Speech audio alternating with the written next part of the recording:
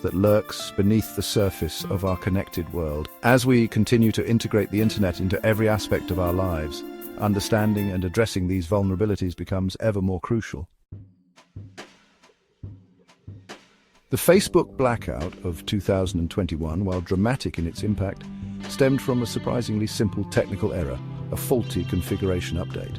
This seemingly innocuous mistake cascaded through Facebook's systems, severing connections between its data centers and the outside world.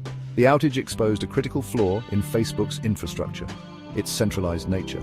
With all its services relying on a single network, any disruption to that network could bring the entire ecosystem crashing down.